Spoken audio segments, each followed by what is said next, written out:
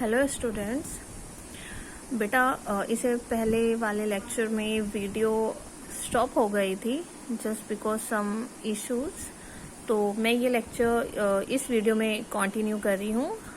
मैंने आपको ये चार्ट बनाना मैं आपको बता रही थी। तो हम यहाँ तक पहुँच गए थे सैम्पल नंबर 7 तक। 7 का जो सैम्पल का मीन था दैट इज जो 51। देन 8th सैम्पल का मीन आपको गिवन है 46 आपका कुछ यहाँ पर आ जाएगा। 9th का था आपका मीन 43 आपका यहाँ पे कहीं पर आ जाएगा। 10th का था आपका 47 आपका यहाँ पे बिल्कुल जॉइंट पे आ जाएगा। ठीक है, एक बार मैं आपको दिखा देती हूँ। देखिए this is your sample number 1, उसका mean 43 up to sample number 10th mean 47। तो ये जो सारे मीन्स थे 43, 49, 37, 44, 45, 37, 51, 46, 43 एंड 47, ये सारे मैंने यहाँ पे ग्राफ पे प्लॉट किए हैं।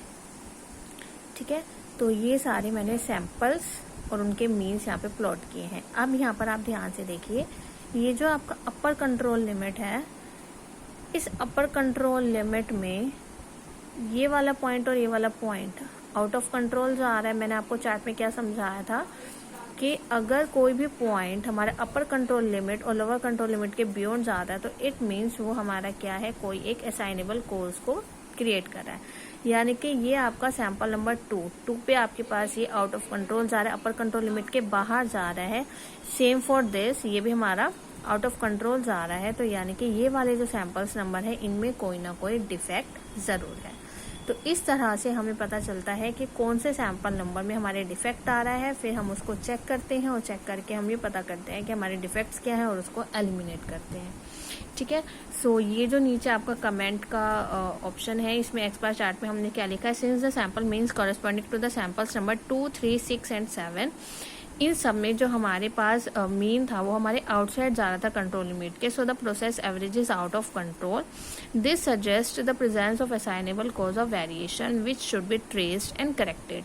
तो हमने क्या किया, अपने अपर कंट्रोल लिमिट और लोअर कंट्रोल लिमिट से जो हमने ये चार्ट बनाया है, उस चार्ट में जो भी हमारे आउट ऑफ कंट्रोल जा रहे थे सैंपल्स नंबर के मीन, वो हमें क्या बता रहे हैं कि हमारे पास जो प्रोसेस एवरेज है वो आउट ऑफ कंट्रोल जा रहा है, जिसमें कोई ना कोई असाइनेबल कॉज ऑफ वेरिएशन होगा, जिसको हमने पहले ट्रेस करना है और फिर हमने उसको करेक्ट करना है।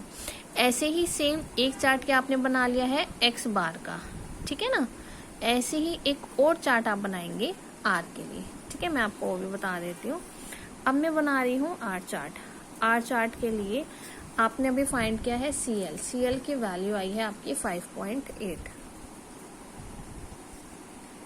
UCL की वैल्यू आई है आपके पास 12.2 और LCL की वैल्यू आई है आपके पास 0।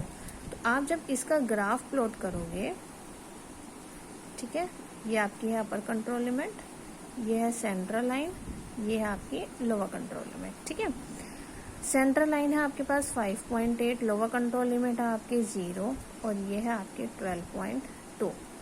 अब देखिए आपको रेंज क्या गिवन है, फर्स्ट सैंपल की 5, 6, 5, 7, 7, 4, 8, 6, 4, 6, ये सारी की सारी रेंज अब मैं ग्राफ पे प्लॉट कर रही हूँ।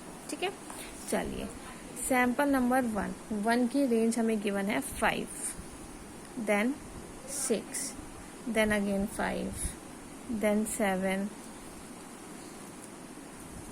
then 7, then 4, then 8, then 6, then 4, then again 6। ठीक है, ये हम सैंपल लिख लेंगे 2, 3, 4, 5, 6, 7, 8, 9 एंड 10।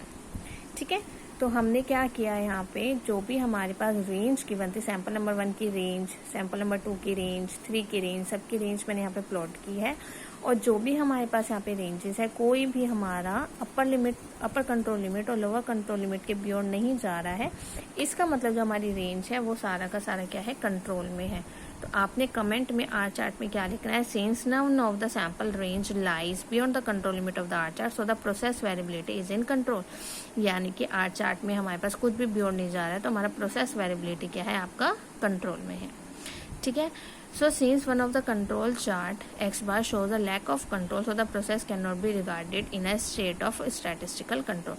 तो अब हमारा जो x bar चार्ट है उसमें कुछ ना कुछ हमारे पास लैक ऑफ कंट्रोल है, तो इसलिए हम अपने प्रोसेस को आगे कंटिन्यू नहीं कर सकते स्टैटिस्टिकल कंट्रोल के लिए। तो पहले हम क्या करेंगे, ट्रेस करेंगे एंड देन उसको करेक्ट करेंगे। ठीक है, वैसे आपके इस एग्जाम्पल में ये ग्राफ्स नहीं बनाए हुए हैं जो मैंने आपको समझाया है, लेकिन मैंने फिर भी आपको ग्राफ के अकॉर्डिंगली समझा दी जिससे कि आपको थोड़ा क्लियर हो।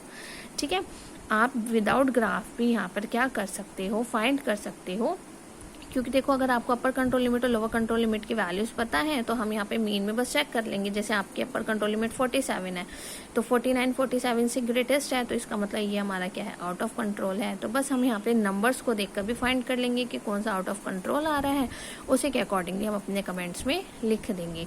तो अगर आपको चार्ट बनाने के लिए नहीं बोला है तो no need to draw the chart. ठीक है, आप फाइंडिंग योर सैम्पल नंबर्स, आप सिर्फ अपने नंबर्स को यहाँ से चेक कर सकते हो कौन सा हाईएस्ट और लोवेस्ट है, कौन सा आउट ऑफ कंट्रोल जा रहा है, तो उनको आप सिंपली नंबर्स को देखकर भी जज कर सकते हो और अपनी वैल्यूज़ को बता सकते हो। ठीक है, तो this is your example number 1। अभी मैं इस लेक्चर में आपको सिर्फ एक ही एग्जाम्पल समझा रही हूँ। आज आपको ये फर्स्ट एग्जाम्पल ट्राई करके देखना है, इसमें किसी में भी कोई भी डाउट होगा तो आपने मुझसे पूछना है। ठीक है, clear everyone and please write your name and roll number in the comment box। सभी बच्चों ने ये एग्जाम्पल्स को सॉल्व करना है, ट्राई करना है और चार्ट भी बनाकर देखना जिससे कि आपको थोड़ी सी प्रैक्टिस हो जाए। अब आगे आपको सारे एग्जाम्पल्स ही सॉल्व करने हैं, तो फर्स्ट एग्जाम्पल एक बार अच्छे से करोगे तो आगे के एग्जाम्पल्स आपको थोड़े से ईजी लगेंगे। ठीक है, thank you so much girls.